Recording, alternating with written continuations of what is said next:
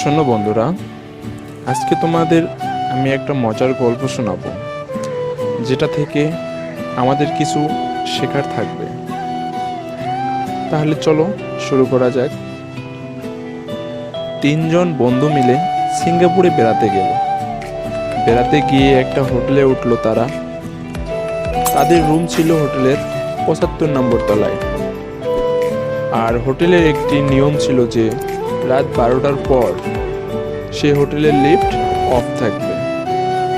একদিন তারা ঘুরতে ঘুরতে রাত 12টার পর হোটেলে ফিরল। তারপর হোটেলে এসে দেখলো লিফট অফ। তারপর অনেকক্ষণ ভাবনা চিন্তার পর সিদ্ধান্ত নিল যে আজকে তারা হেঁটে হেঁটে রুমে যাবে। তারপর প্রথম বন্ধু গল্প শুরু করলো।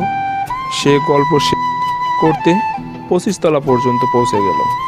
তারপর দ্বিতীয় বন্ধু গল্প শুরু করলো। সে গল্প করতে করতে তারা 50 তলায় পৌঁছে গেল। তৃতীয় বন্ধুর পালা এবার। তৃতীয় বন্ধু কিছুই বলতে পারে না, তাই তার জীবনের ঘটে যাওয়া কিছু ঘটনা বলা শুরু করলো। সে গল্প বলতে বলতে তারা 75 তলায় পৌঁছে গেল। আর হাঁটতে পারছিল না তারা। শরীরে কোনো শক্তি নেই, কোনো কিছুই নেই। তখন মাঝরাত হয়ে গেছে।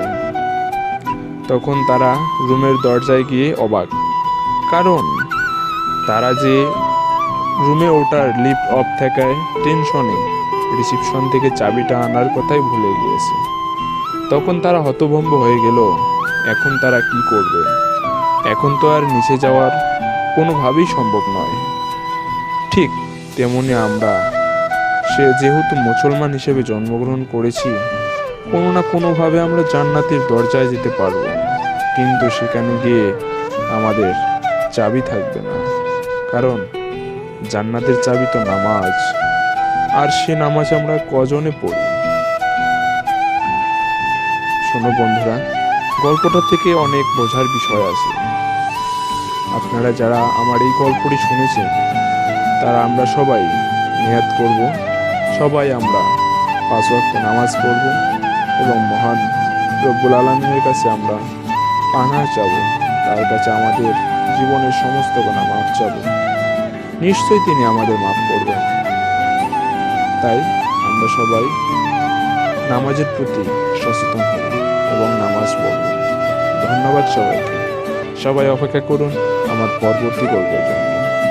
ধন্যবাদ। আসসালামু আলাইকুম।